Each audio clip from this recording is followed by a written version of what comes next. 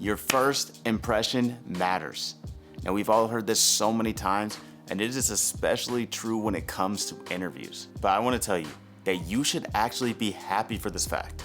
I'm going to explain to you exactly how to leave the best and longest lasting impression on your interviewer so that they are begging you to work at their company. Hi, my name is Logan. I'm a software engineer at Microsoft, and on this channel, I help people like you land jobs in big tech and dominate once you do. Now let's jump into this so I can tell you exactly how to leave this lasting impression that will get you hired. Okay, so the first thing you're gonna wanna do is be charismatic. And that sounds like easier said than done, I know, but it's actually not that difficult when you know how to frame your mind. And the main thing that you wanna think about here is to be excited. It means speaking with passion, especially in the behavioral portions of your interview, where you might be talking about your interests or what tech you like to work with. Be passionate about it in your voice. And one thing that really helps with this is speaking through a smile. That's going to loosen you up and get you feeling nice and relaxed. It's also just gonna take your voice tone up a little bit and just increase the entire energy and vibe that you're giving off. And I'm telling you, this is contagious. I don't know how many times at the end of an interview, I have the interviewer laughing with me. They're telling me how they actually had fun in the interview. And we honestly mean this together back and forth. I'm telling them how I had fun. They were a great interviewer and we just have a great energy going on. It's a really great way to hit it off. And they're gonna really be on your side for this. They're gonna be much more inclined to want to pass you through if you give off this charisma. The second way to leave a lasting impression is to be confident. I know it's another one that is a lot easier said than done, but don't worry, I'm going to tell you exactly how to do it. And the number one key is to remain calm in any situation.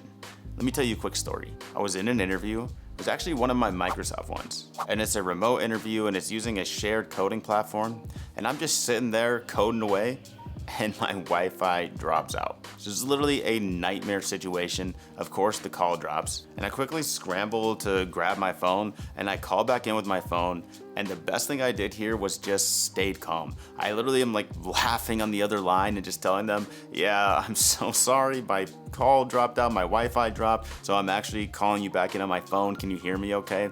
They started laughing with me and they were like, yeah, I can hear you, don't worry about it, this stuff just happens. And so I continue the interview. I'm literally coding on my phone, this tiny little screen, trying to get everything to work properly. And it could have been a nightmare, honestly. But the reason that it wasn't was because I just stayed in the moment and I didn't allow it to get to me. And my interviewer actually really appreciated this as well. I actually found out later from my skip level, my manager's manager, that I got amazing marks with regards to confidence and composure, and I really believe that this is one of the biggest reasons why. So because I stayed calm in this little stressful situation, my interviewers thought that I would do a great job handling larger stressful situations. And this same thing will happen to you as well. When a pressure situation comes up, just remain calm and use it as an opportunity to flex your soft skills and show them that you have an ability to maintain your composure even in stressful situations. And another way to show your confidence as well is to be confident in your decision making. Say you're doing a technical problem and you decide to use a certain algorithm for the approach. There could be multiple ways to solve it, and that's great. But just explain your thought process and why you believe that this is the best way, and then just go for it. I'm telling you, your interviewer will really appreciate this, and it will show them that you have the ability to be a great decision maker. And that is one of the most sought after soft skills that a software engineer can have. Okay, and the last way to make a great impression that lasts and will get you hired is to be curious. You know, I just realized that all of those start with C. So this is like the 3 C's of leaving a lasting impression. Okay, that's super corny, so I guess I won't call it that, but I am tempted. All right, but anyway, the major point here is to remember, people love talking about themselves. So if you show a genuine curiosity or interest in the things that your interviewer loves to talk about, they will automatically feel more inclined to think you're a great candidate. And this is actually really easy to implement. You just ask them questions about whatever they say. So if they tell you what they do in their day-to-day job, ask a follow-up question about that and try to make it more specific rather than general. So for example, I had an interviewer talk to me about how they used to be a back-end engineer and then they made the switch to front-end. So I asked them what made them want to switch and were they happy that they had made that decision.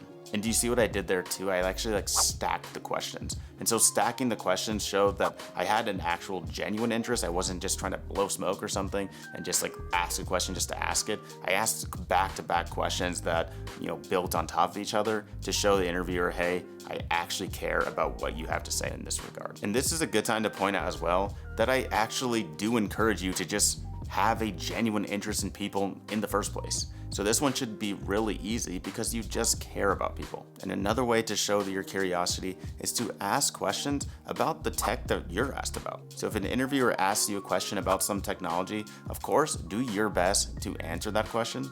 But the chances are that they actually are more knowledgeable than you in that topic since they're the one asking you the question, they're the one giving you the interview.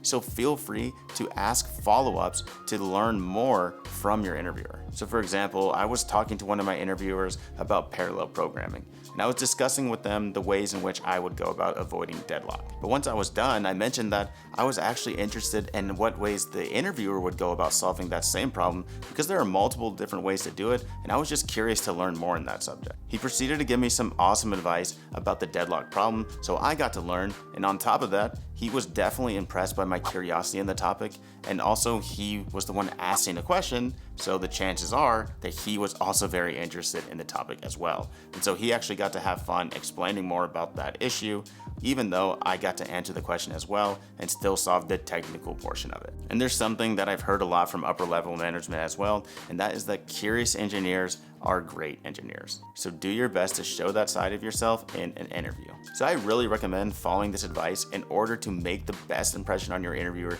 and leave an impression that will get you hired. If you got any benefit from this video, please do me a big favor, drop me a like, subscribe to my channel. It really goes so far and helps me bring more content like this. And definitely leave your comments down below and give advice to all of us on what you think are the best ways to leave a lasting impression in an interview. But anyway, that's it for me. And remember, we'll all make it together. Just gotta keep praying.